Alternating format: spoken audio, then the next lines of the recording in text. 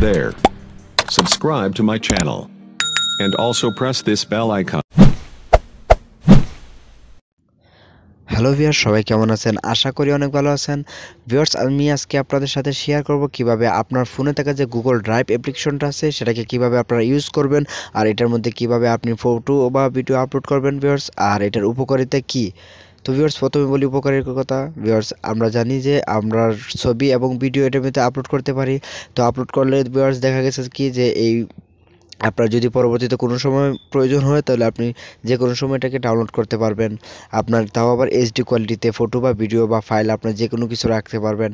তো ভিউয়ার্স, আমরা যদি এই একটা জিমেল অ্যাকাউন্টের মাধ্যমে যদি এটা আমরা করে থাকি, অবশ্যই কী করতে হবে, আপনার একটা জিমেল অ্যাকাউন্ট লাগবে। আপনার জিমেল অ্যাকাউন্টের মাধ্যমে একটা গুগল ড্রাইভের ভিতরে আপনি সাইন ইন করে নেবেন। তারপরে আপনি কী করতে হবে, আপনার ভিডিও, ছবি সব কিছু এখানে আপলোড করতে পারবেন। 15 GB পর্যন্ত এখানে স্পেস দেওয়া আছে।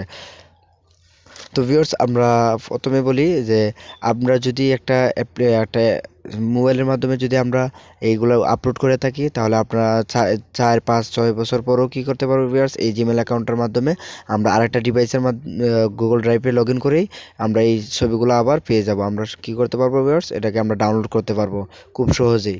তো ভিউয়ার্স, প্রথমে বলে রাখি, যদি আপনি আমার চ্যানেল নতুন হন তাহলে অবশ্যই চ্যানেলটাকে সাবস্ক্রাইব করে দিবেন, পাশে থাকা বেল আইকনটা অন করে দিবেন। তো চলুন শুরু করা যাক।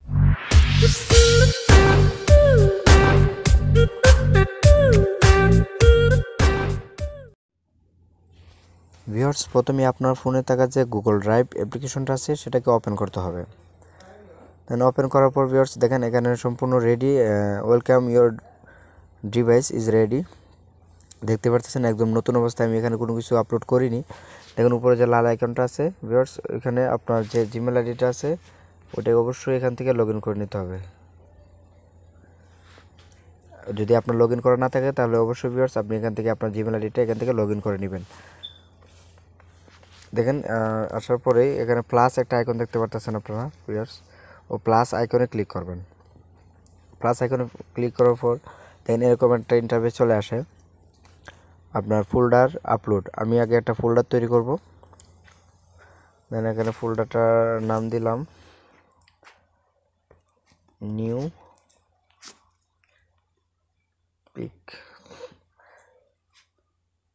পিকচার্স, একটা নাম দিয়ে আমি একটা ফোল্ডার ক্রিয়েট করলাম।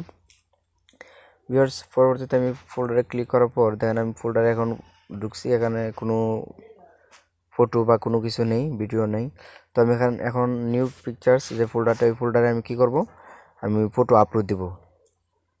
দেন প্লাস আইকনে ক্লিক করলাম, আবার ক্লিক করার পর আপলোড লেখা আছে, আমি আপলোডে ক্লিক করলাম।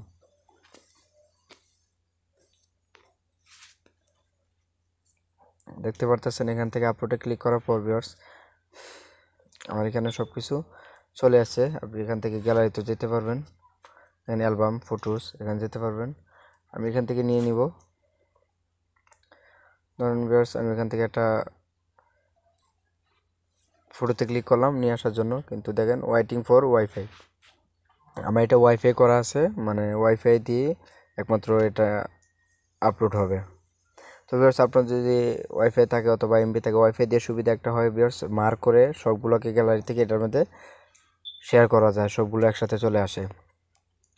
তো ভিউয়ার্স, আপনি চাইলেও পরবর্তীতে কী করতে পারবেন, এই যে ভিডিওগুলো আপলোড দিবেন বা ছবিগুলো আপলোড দিবেন এভাবে নতুন নতুন ফোল্ডার তৈরি করে করে এখানে একটা ফোল্ডারে, নিউ পিকচার ফোল্ডারের ভিতরে আমার একটা ছবি আপলোড হইতেছে, এটা ওয়াইফাই কানেক্টে দিলেই অটোমেটিকলি আপলোড হয়ে যাবে। আমি এটা ডাটা কানেকশনটা বন্ধ করে রাখছি। তো ভিউয়ার্স, পরবর্তীতে আপনি যদি ভিডিওর জন্য একটা ফোল্ডার ক্রিয়েট করতে চান, আবার প্লাস আইকনে ক্লিক করে এখানে একটা ফোল্ডার ক্রিয়েট করলেন, নিউ ভিডিও। দেন আমি এখানের ভিতরে ভিডিও নিয়ে রাখতে পারবো ঠিক একইভাবে। তো ভিউয়ার্স, আপনি যদি কোনো কিছু ডাউনলোড দিতে চান, আবার যদি আপনি একটা পিকচার ভালো লাগছে সেটা ডাউনলোড দিতে চান, তাহলে আপনি এখান থেকে ডাউনলোড দেওয়ার খুব সহজে আছে।